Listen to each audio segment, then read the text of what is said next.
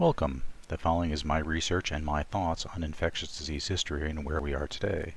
I think this information will provide a different perspective on infectious diseases and how we react to them. I hope the following will open up a new debate on what has been happening over the last many months and actually years. I also hope that it helps take down the record high fear level that has overwhelmed so many. If you're hearing some or all of this information for the first time, I'm sure it will be quite a shock, and your first inclination is to think none of this can be true.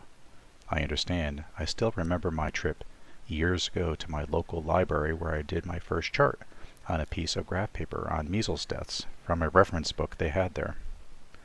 Knowing when measles vaccination started, I sat there looking at the chart and shaking my head in disbelief.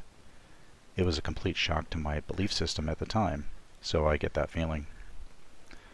Many of the slides have references or even direct links so you can look things up and verify the information. I almost always use mainstream sources, historical books, scientific journals, the CDC, Center for Disease Control, the WHO, World Health Organization, etc. I think it's important that people do their own research to form their own opinions. I'm just providing my information and my thoughts. Too often we listen to the media, politicians, and other public characters to spoon feed us, and I think that is the source of a lot of the mess we're in today. I really strive to be honest and accurate, so anything that anyone thinks I'm mistaken about, please let me know. I'd love to get feedback. You can use the email dissolvingillusionsbook@gmail.com. One of my favorite quotes is from John Stuart Mill. The fatal tendency of mankind to leave off thinking about a thing when it is no longer doubtful is the cause of half their errors. We should always keep an open mind, and just because most people believe something doesn't make it true. I think this is something we all should keep in mind so we don't fall into the trap of groupthink. I also think that everyone's first duty is to the truth, scientific, historical, spiritual truth. No matter what evidence you find that might contradict your beliefs, everyone needs to accept the possibility of being mistaken and pursue that truth no matter where it leads.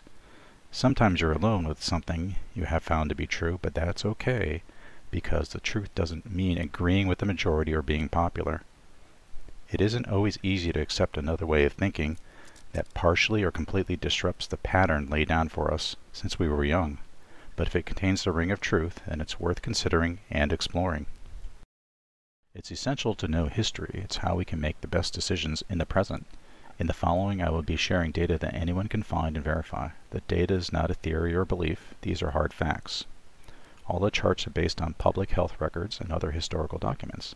On these charts, the mortality rate is normalized to deaths per 100,000 to account for population changes over time. In this chart, you can see the deaths from several infectious diseases declining from 1900 through until 1965 in the United States. Measles, scarlet fever, typhoid, whooping cough, and diphtheria.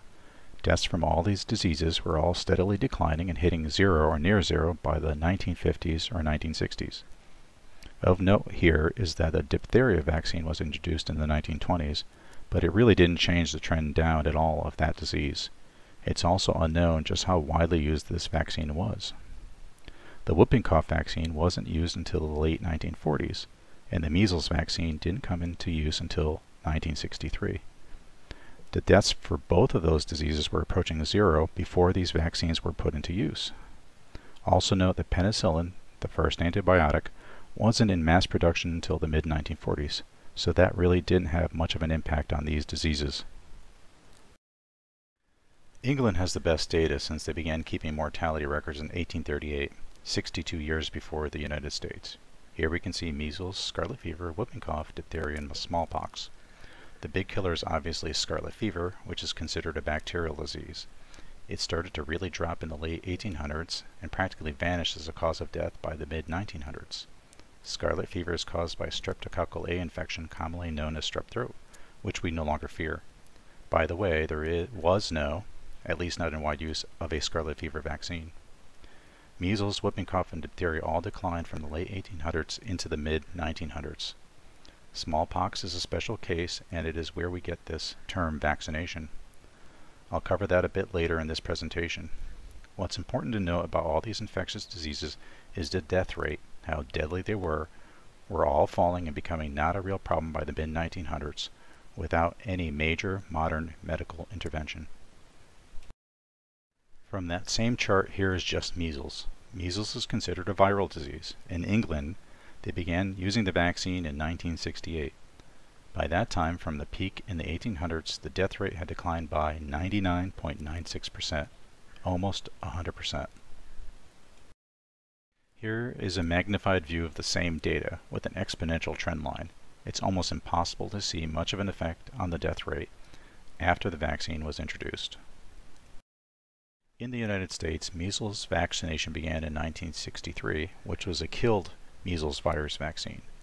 It was later switched for a new vaccine in 1967, which was a live measles virus vaccine, because there were unanticipated problems with the 1963 vaccine. Data in the United States starts in the year 1900.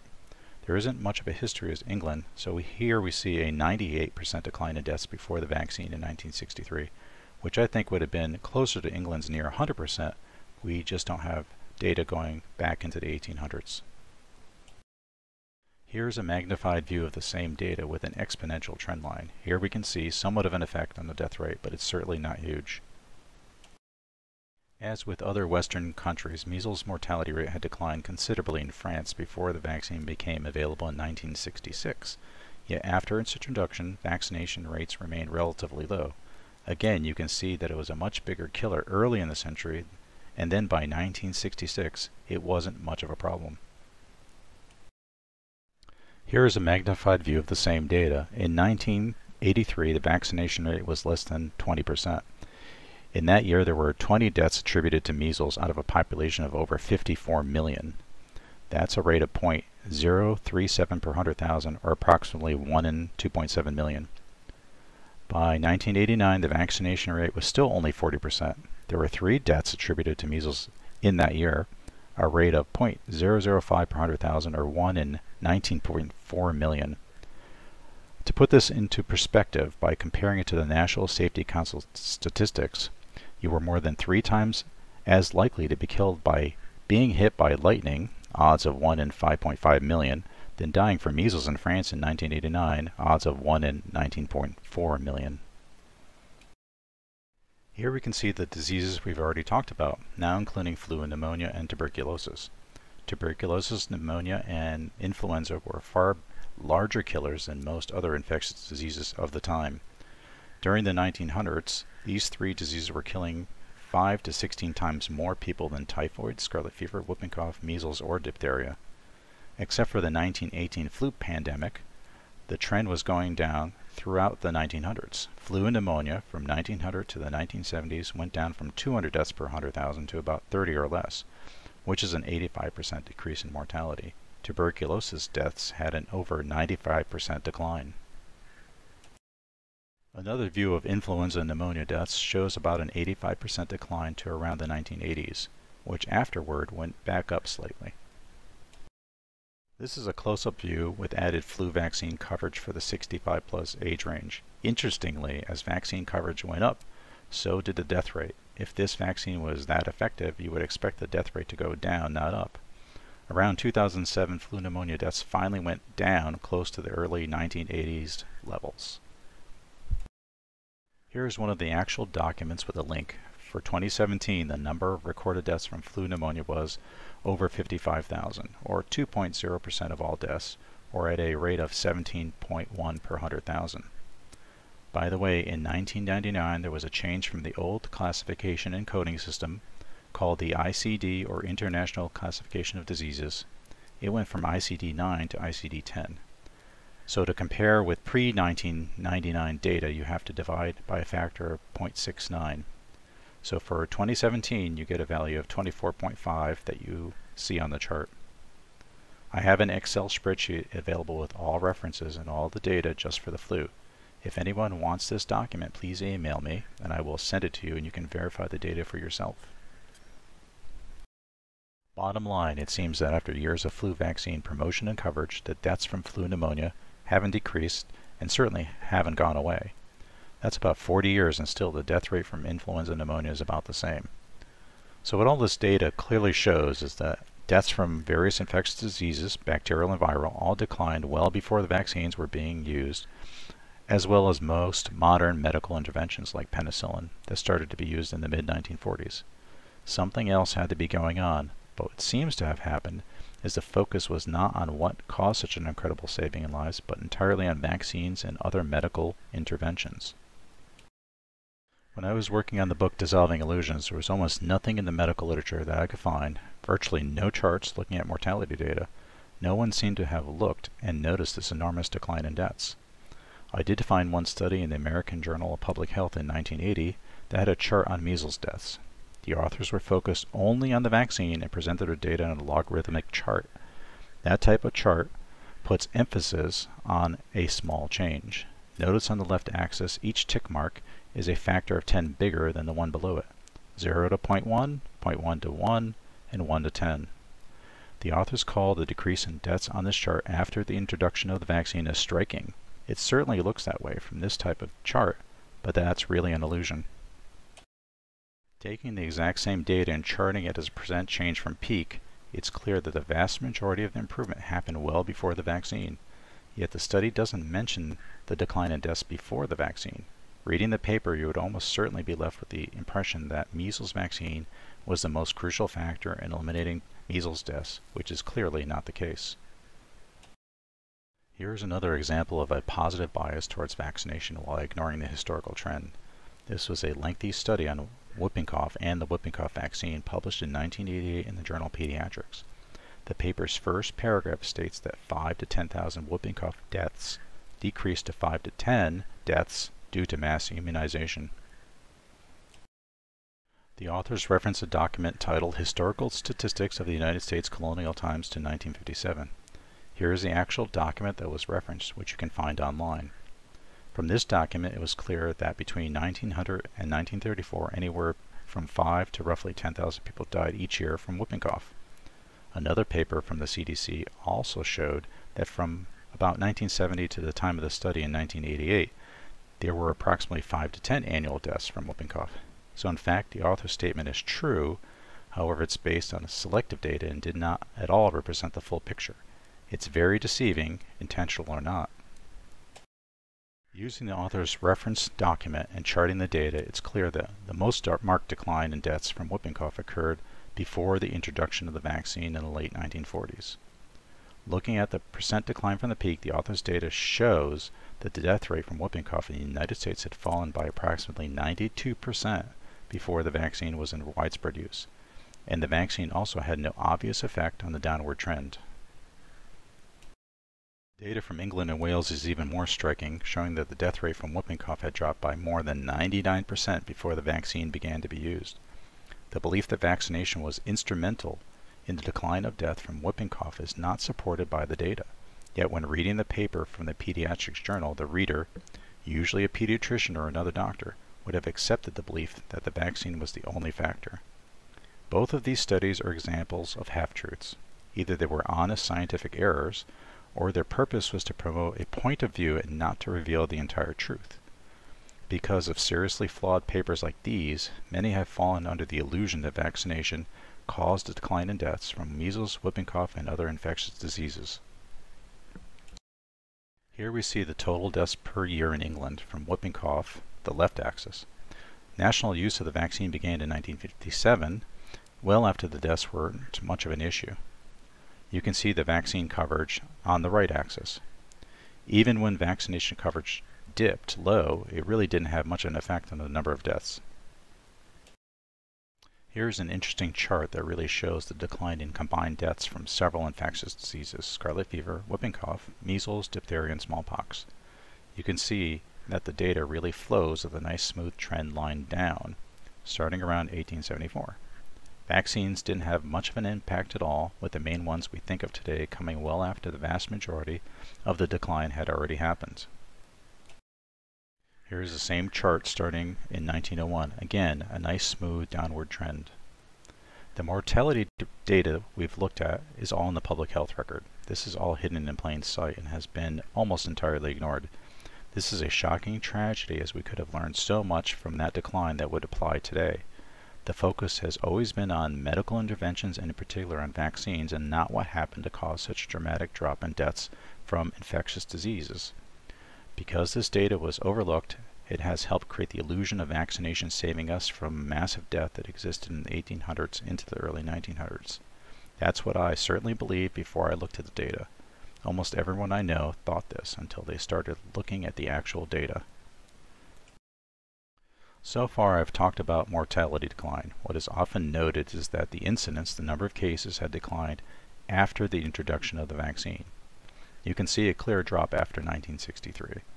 There is actually more to the history of this disease incidence decline, but suffice it to say the vaccine did cause a certain amount of interruption in measles transmission.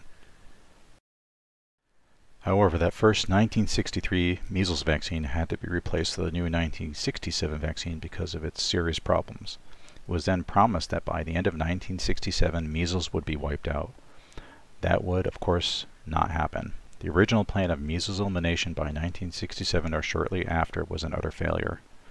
A single shot was replaced and later with multiple shots, and then eventually 37 years after starting their notion of elimination, the CDC would declare measles eliminated from the United States in the year 2000. That would not be the end of measles, as even in 2019 there were around 700 cases of measles. Interestingly, measles incidence was already on the decline before the use of the vaccine. If you extend a linear trend line, it ends in the year 2000. That's the same year that the CDC declared measles eliminated in the United States. With what we have covered, it begs the question if the measles vaccine was really worth it. Of course, that is complete blasphemy to even pose such a question in our current society, but after reviewing these charts, it makes sense to me. This quote is from the British Medical Journal in 1959, before the idea of the measles vaccine came into vogue. Like we have seen in the charts, it's clear here measles is considered a relatively mild illness in most. Over 10 years, all children recover from measles with, by the way, more than likely lifelong immunity.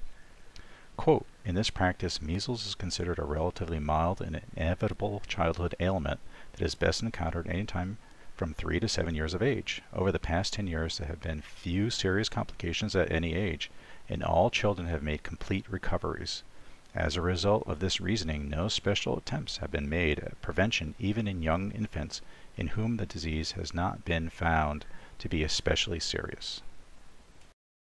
Whenever there are any number of cases of measles in the United States, it's almost always accompanied by a great deal of fear.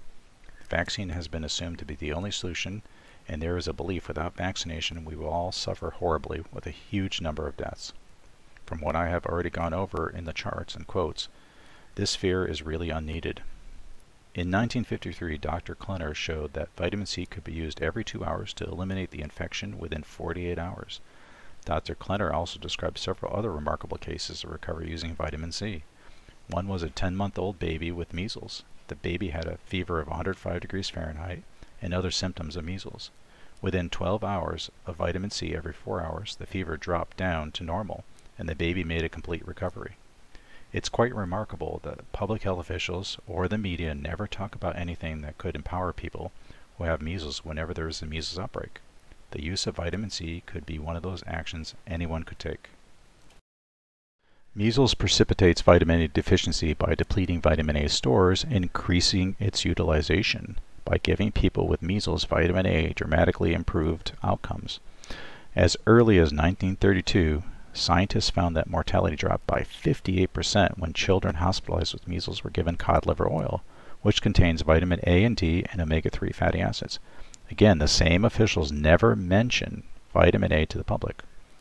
Quote, massive doses of vitamin A given to patients hospitalized with measles were associated with an approximately 60% reduction in risk of death overall, with an approximate 90% reduction among infants.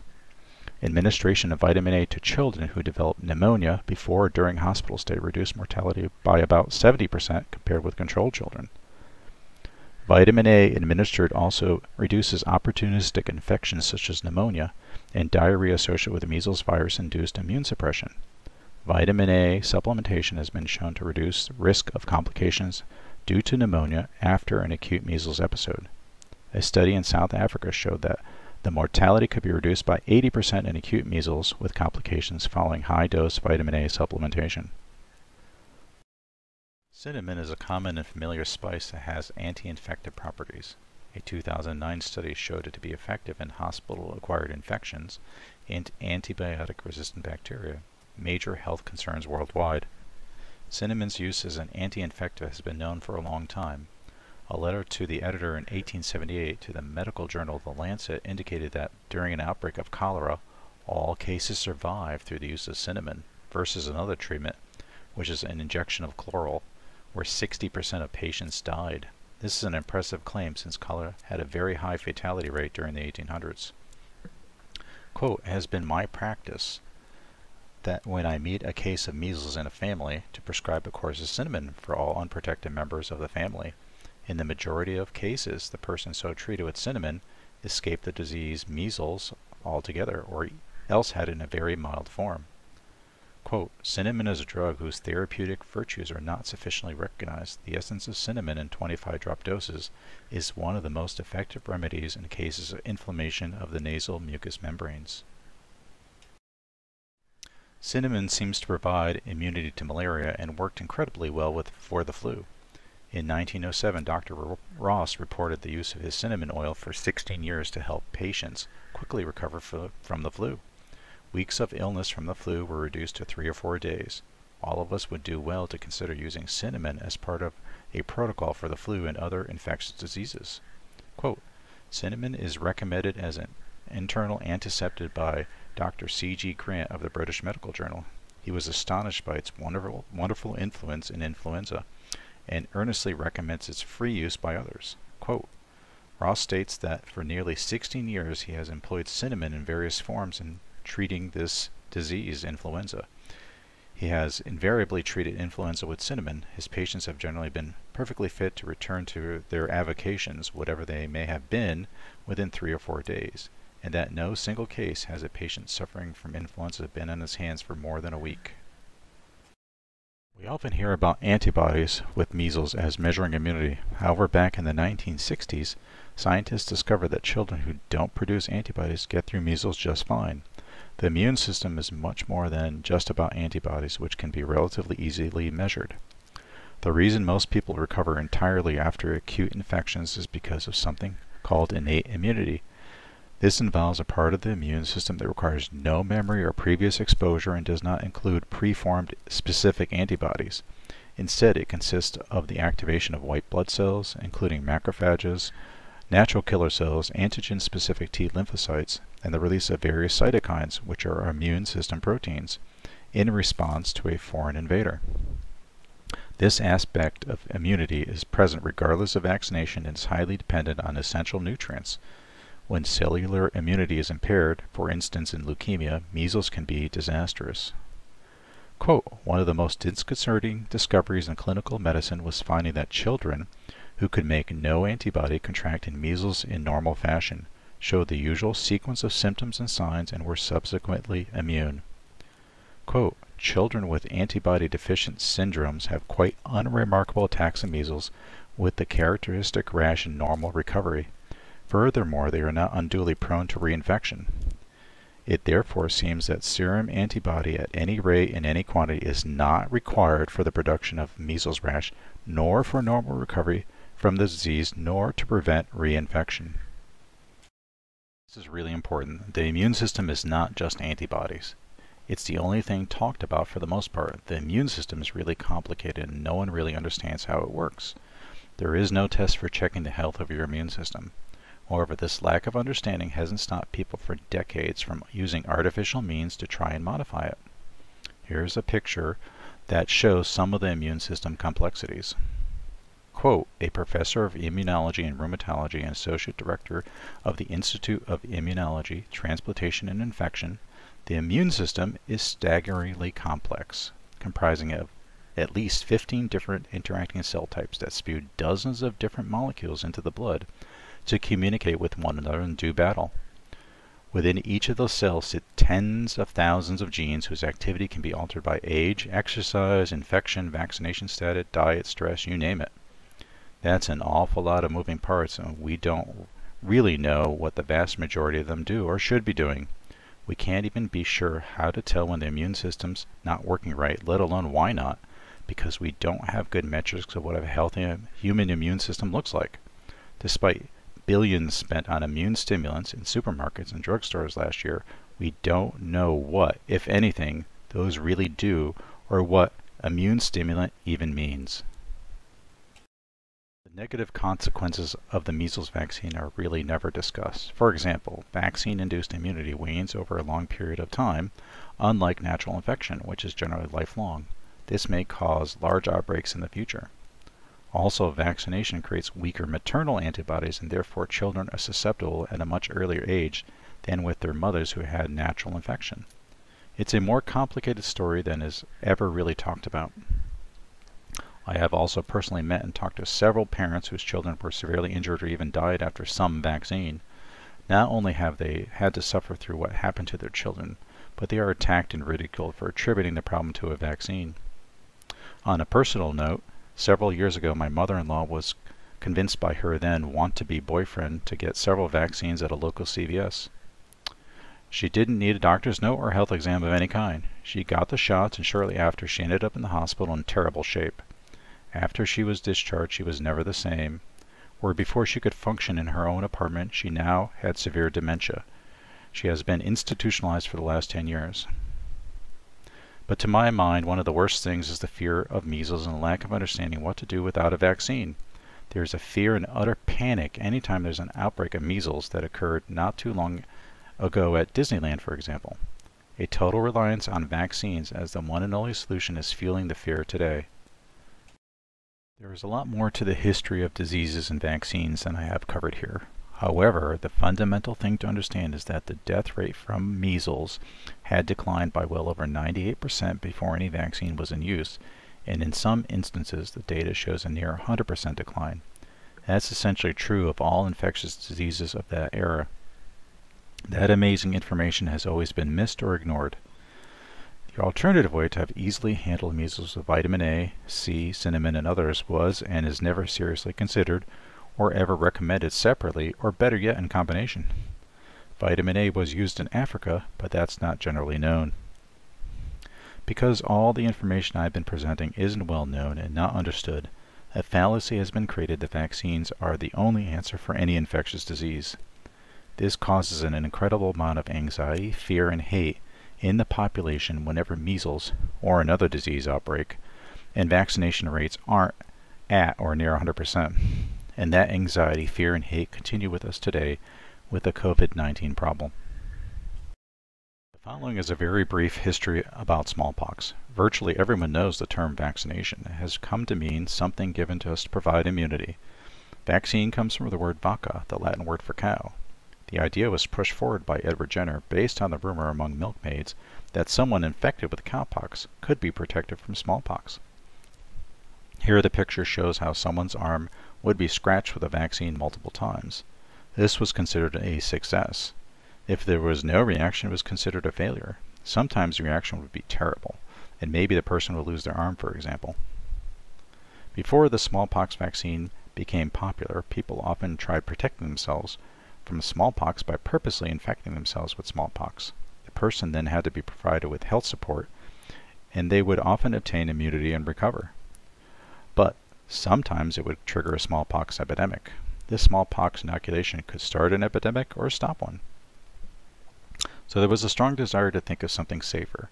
So in 1798, Edward Jenner performed his experiment and took pus from a cow's udder and scratched it onto a boy named James Phipps. Later, the child was deliberately exposed to smallpox to test the protective property of the cowpox inoculation. When the boy did not contract clinical smallpox, it was assumed that the cowpox inoculation was successful. It would also provide lifelong protection against smallpox. That is usually when the story ends in most books that mention Jenner that I've read. It was a great discovery that saved us from smallpox. We lived happily ever after. The end. But was this really the real story? This chart shows that smallpox didn't go away after 1798 when Edward Jenner started this notion of vaccination. It continued on with periodic epidemics for the next 74 years, despite increasingly strict vaccination laws. There was a massive smallpox epidemic that occurred in 1871 and 1872, despite these strict laws. That's the large gray spike toward the middle of the chart. After the pandemic, smallpox deaths declined along with all other infectious diseases of the time and practically vanished by the early 1900s. So smallpox was around in England for 100 years, a century, despite this invention of vaccination. By the way, I always thought it was interesting that the pattern of smallpox, a viral disease, deaths mirrored almost perfectly a much bigger killer, scarlet fever, a bacterial disease. It always seemed to me there could have been some type of relationship where they somehow worked together to cause massive death, so I kept the two on the same chart. That's just an observation and an unproven theory of mine. Boston is one example where there were strict vaccination laws. In 1855, strict laws were put in place that ensured that no unvaccinated child could attend school. Other measures were made to ensure all citizens were vaccinated. Quote, in 1855, Massachusetts took the most advanced stand ever taken by any of the states and enacted a law which required parents or guardians to cause the vaccination of all children before they were 2 years old, and forbade the admission of all children to public schools of any child who had not been duly vaccinated. The selectmen of towns, mayors, and aldermen of cities were to enforce the vaccination of all the inhabitants and to require revaccination wherever they judged the public health to require it. All employees of manufacturing companies, all inmates of almshouses, reform schools, lunatic asylums, and other places where the poor and sick are received, or houses of corrections, jails, prisons, of all institutions supported wholly or partly by the state were to furnish the means of vaccination to such persons as were unable to pay. Boston data begins in 1811 and shows that starting around 1837 there were periodic smallpox epidemics. Following the 1855 mandates, there were smallpox epidemics in 1859, 1864, and 1867, culminating with a massive epidemic in 1872. These repeat smallpox epidemics showed that strict vaccination laws instituted in Boston had no real beneficial effect. In the table, you can see that in Boston from 1856 to 1876, 20 years after the 1855 laws, there were 85% more deaths than there were from 1835 to 1855, 20 years before the 1855 laws. And while there was this promise of vaccination to protect someone from smallpox, people also died directly of the vaccine. From 1859 to 1922, official deaths related to vaccination totaled more than 1,600 in England. Concerns over vaccine safety, effectiveness, and governmental infringement on personal liberty and freedom through compulsory vaccination stoked the fires of the anti-vaccination movement. People had also experienced severe disability and death from the vaccine. Because of this, the people began to resist the government and choose to pay fines instead of being vaccinated. Some even accepted imprisonment rather than allowing vaccination for themselves or their children. The public backlash culminated in the Great Demonstration in Leicester, England in 1885. That same year, Leicester's government, which had pushed for vaccination through the use of fines and jail time, was replaced with a new government that was opposed to compulsory vaccination. On the chart you can see after the 1871 smallpox pandemic, the vaccination rate dropped off. By 1887, the vaccination coverage rates had dropped to 10%, yet there was no resurgence of smallpox despite such low vaccination rates. When the people of Leicester decided not to vaccinate, there was a harsh condemnation for their actions. The medical community of the time thought what the inhabitants of Leicester were doing was a gigantic experiment that would result in a terrible massacre, especially in the unprotected children. Yet despite the lack of vaccination in Leicester, there was never again a real problem with smallpox. That so-called experiment went on for 60 years. Low smallpox vaccination rates didn't matter. Along with other infectious diseases, smallpox vanished as a serious threat. Quote, the experience in Leicester is confirmed, and strongly confirmed by that of the whole country. Vaccination has been steadily declining ever since the conscientious clause was introduced. Until now, nearly 2/3 of the children born are not vaccinated. Yet smallpox mortality has also declined until quite negligible. After the summer of 1897, the severe type of smallpox with its high death rate, with a rare exception, had entirely disappeared from the United States. Smallpox turned from a disease that killed 1 in 5 of its victims to one that only killed anywhere from 1 in 50 and later on to as low as 1 in 380. The disease could still kill, but it was mistaken for various other pox infections or skin eruptions, having become so much more mild. Even chickenpox. So our perception that smallpox is and was always a big killer isn't true. It became much less deadly at the same time all other infectious disease killers became much less fatal.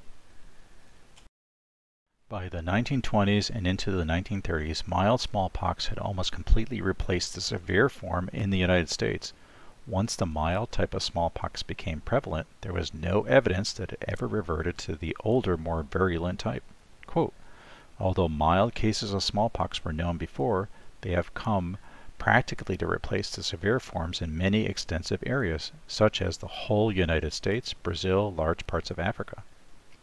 So the idea that vaccination against smallpox was this amazing success isn't borne out by the data and historical information. Like the other infectious diseases of the era, it simultaneously declined in lethality. What changed to cause this massive decline in deaths from infectious disease if it wasn't vaccines and antibiotics? How did we get to where life was relatively free of death from these infectious diseases by the 1950s to the 1970s? Through our fantasies, we have created a mostly false picture of life in the past. I love movies and TV shows, but they don't really show how things were for the vast majority of people that lived back then. Most films and television shows show healthy-looking people in clean environments wearing beautiful costumes. That just wasn't reality. It's hard to imagine today how people lived before our modern times. Hordes of people crowded beneath smoldering water-rotted roofs, or burrowed among rats of clammy cellars. Quote, the Tenement House Commission long afterward called the worst of the barracks infant slaughterhouses and showed by reference to the mortality list that they killed 1 in every 5 babies born in them. Jacob A. Riis, 1902. The following is from the book The Bitter Cry of Outcast London, published in 1883. Quote, few who will read these passages have any conception of what these pestilent human rookeries are, where tens of thousands are crowded together, amidst horrors which call to mind what we have heard of the middle passage of the slave ship. To get to them, you have to penetrate courts reeking with poisonous gases arising from the accumulation of sewage and refuse, scattered in all directions, and often flowing beneath your feet. Courts, many of them which the sun never penetrates, which are never visited by a breath of fresh air, and which rarely know the virtues of a drop of cleansing water. You have to ascend rotten staircases, which threaten to give way beneath every step, leaving gaps that imperil the limbs and the lives of the unwary. You have to grope your way along dark and filthy passages swarming with vermin. Then, if you are not driven back by the intolerable stench, you may gain admittance to the dens in which these thousands of beings who belong, as much as you, to the race of for whom Christ died, herd together. Today, most of us can turn on the tap and get relatively clean water. We have toilets and garbage removal. Most of that we take for granted. Quote, the manner in which the great multitude of the poor is treated by society today is revolting. They are drawn into the large cities where they breathe a poorer atmosphere than in the country. They are relegated to districts which, by reason of the method of construction, are worse ventilated than any others. They are deprived of all means of cleanliness, of water itself, since pipes are laid only when paid for, and the rivers so polluted that they are useless for such purposes. They are obliged to throw all offal and garbage, all dirty water, often all disgusting drainage and excrement into the streets, being without other means of disposing them. They are thus compelled to infect the region of their own dwellings. Frederick Engels, 1844. In the 1800s, hygiene and sanitation did not exist for most. Clean water, proper sewage treatment, and fresh air did not exist in many areas. Without sanitary infrastructure, human and animal waste would flow into the streets, ending up in the local streams and rivers, which also happen to be the people's primary water supply. Quote, as we passed along the reeking banks of the sewer, the sun shone up on a narrow slip of water. In the bright light it appeared the color of strong green tea, and positively looked as solid as black marble in the shadow. Indeed, it was more like watery mud than muddy water. And yet we were assured this was the only water the wretched inhabitants had to drink. As we gazed in horror at it, we saw drains and sewers emptying their filthy contents into it. We saw whole tiers of doorless privies in the open road, common to men and women, built over it. We heard bucket after bucket of filth splash into it. Henry Mayhew, 1849. The 1800s was a century where people put in 12 to 16 hours a day at the most tedious menial labor. Overwork combined with abysmal housing, lack of sanitation, and poor nutrition aged the working poor so they looked old by their 30s and 40s. Children as young as 4 years old worked in factories and mines. Due to the extreme working conditions, long hours, revolting environments, little rest, poor nutrition, the resulting health of children was deplorable. Their weakened constitution left them extremely susceptible to diseases of all types.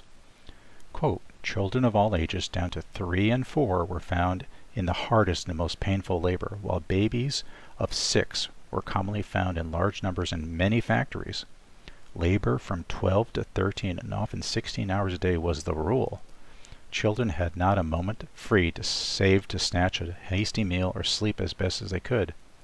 From earliest youth they worked to a point of extreme exhaustion, without open-air exercise or any enjoyment whatever, but grew up, if they survived at all, weak, bloodless, miserable, in many cases deformed cripples and victims of almost every disease. An Introduction to the Industrial and Social History of England, 1920.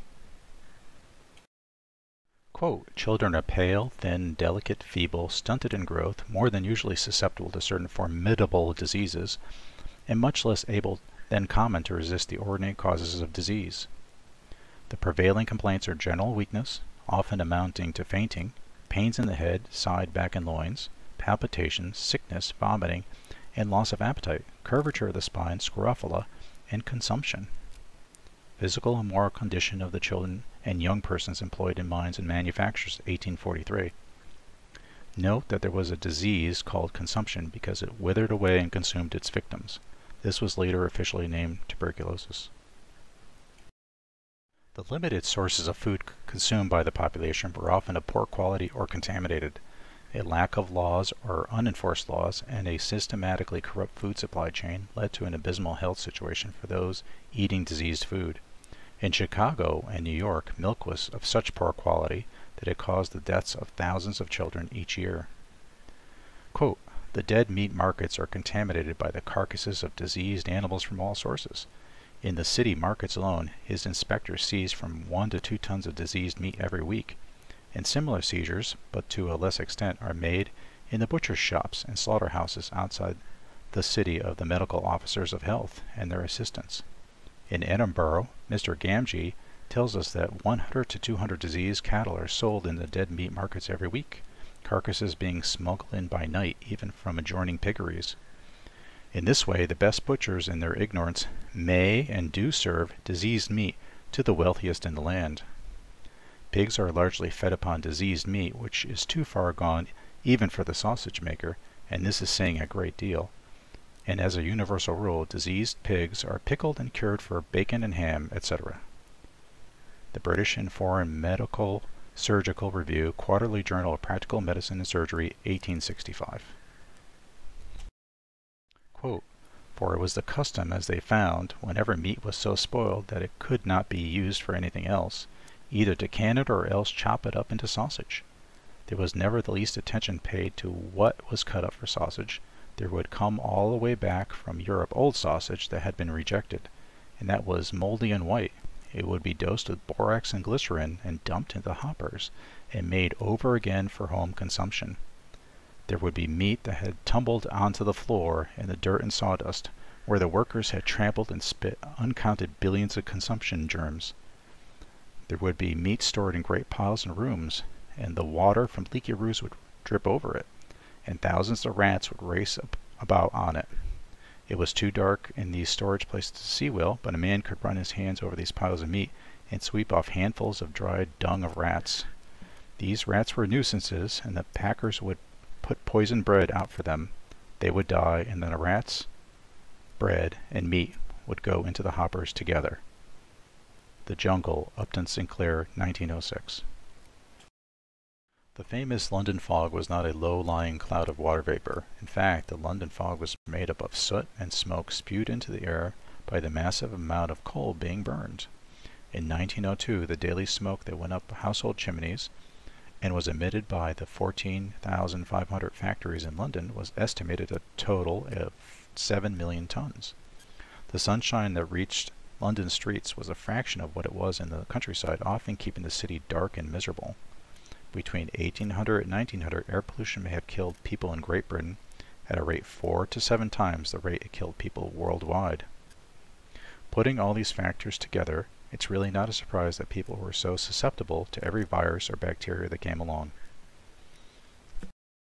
To address public health concerns, local governments began setting standards to protect human health. Social reformers, activists, doctors, and others pushed for changes to improve the general well-being of the population. Governments began to focus on the removal of waste, supplying the people with clean water, and a whole host of other issues dealing with health. This all started in the mid to late 1800s. From that point through the mid-1900s, many dramatic improvements all slowly evolved, transforming our society from one of misery to one that we have today.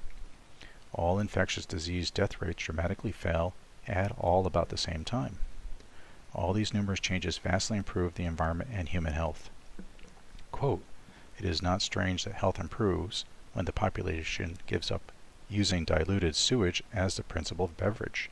Dr. Thurman Rice, 1932. So we have pipes and sewers, hand washing, removing dreadful slums, moving industries away from the population, pasteurization, breastfeeding, union labor laws, child labor laws, public schools, health departments, proper food handling, improved nutrition, scientific advancements such as electricity, refrigeration, transportation, the flush toilet, and mitigating pollution. We had gone from a health-destroying environment to one that promoted health and well-being. It was an incredible life and health revolution, and we've mostly forgotten about this today. By the 1950s, 60s, and 70s, life had changed radically for the better for many in the Western world. By that time, the deplorable housing, abysmal sanitary conditions, nutritionally deficient, often diseased food, child labor, terrible pollution that made life horrid, which had happened only a few short decades earlier, were not even a distant memory. We are not just a human body made up of human cells. Our bodies are actually composed of trillions of human cells and even more microbes, bacteria, fungi, etc., trillions of them. Together, all of them work together to provide a healthy human system. All those societal-wide changes that millions of people worked on changed the environment outside and inside our bodies.